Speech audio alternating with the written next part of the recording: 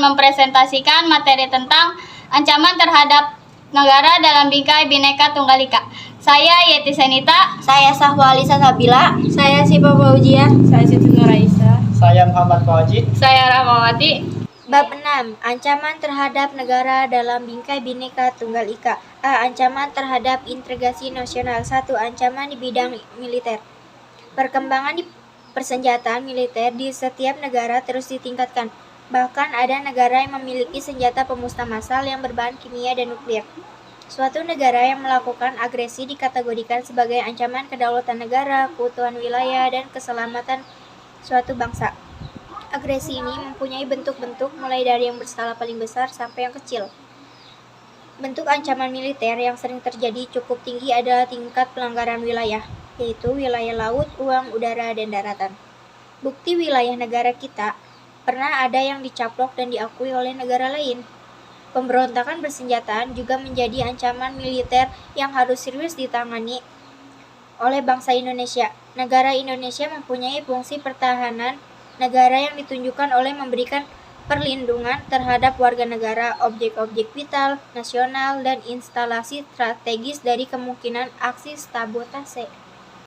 2. Ancaman non-militer. Ancaman non-militer pada hakikatnya ancaman yang menggunakan faktor-faktor non-militer dinilai mempunyai kemampuan yang membahayakan kedaulatan negara, kepribadian bangsa, keutuhan wilayah negara, dan keselamatan segenap bangsa. Ancaman ini salah satunya disebabkan oleh pengaruh negatif dari globalisasi. Ancaman non-militer memiliki karakteristik yang berbeda dengan ancaman militer, yaitu tidak bersifat fisik serta bentuknya tidak terlihat seperti ancaman militer.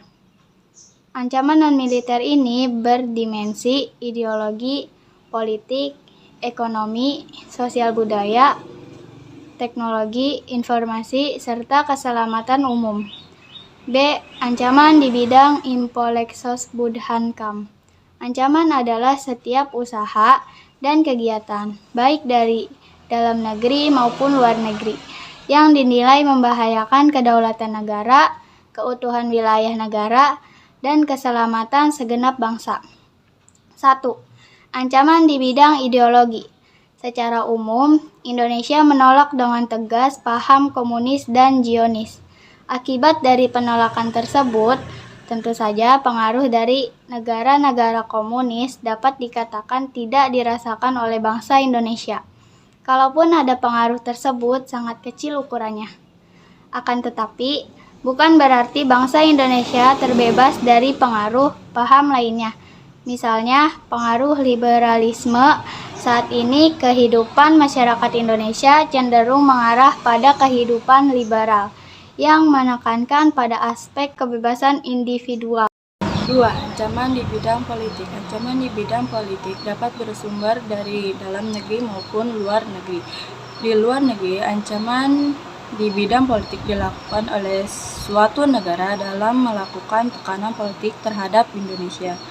Intimidasi, provokasi, atau blokade politik merupakan bentuk ancaman non-militer berdimensi politik yang sering digunakan oleh pihak-pihak lain untuk menekan negara lain.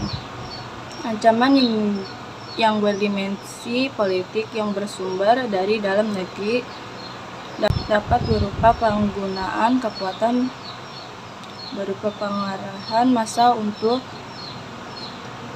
mengubah suatu pemerintahan yang berkuasa atau menggalang kekuatan politik untuk melemahkan kekuasaan pemerintahan. 3. Ancaman di bidang ekonomi.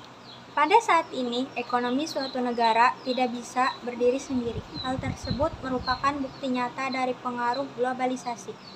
Pengaruh globalisasi perekonomian merupakan suatu proses kegiatan ekonomi dan perdagangan di mana negara-negara di seluruh dunia menjadi satu kekuatan pasar yang semakin terintegrasi tanpa rintangan batas teritorial negara.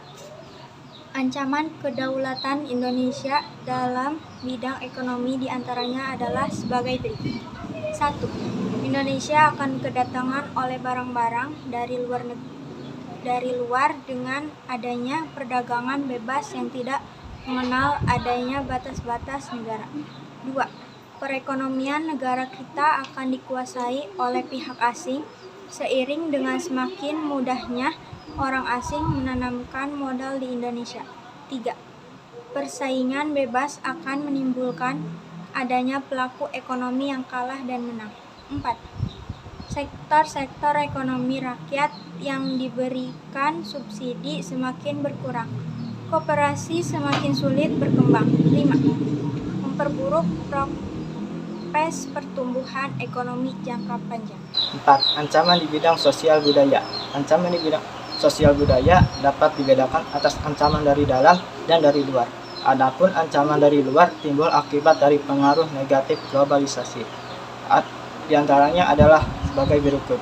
1. Munculnya gaya hidup konsumtif dan selalu mengonsumsi barang-barang dari luar negeri. 2. Munculnya sifat hedonisme. 3. Adanya sikap individualisme. 4. Munculnya gejala weternisasi. 5. Semakin memudarnya semangat gotong royong, solidaritas, kepedulian, dan kesetiakawanan sosial. 6. Semakin munculnya nilai keagamaan dalam kehidupan bermasyarakat. 5. Ancaman di bidang pertahanan dan keamanan.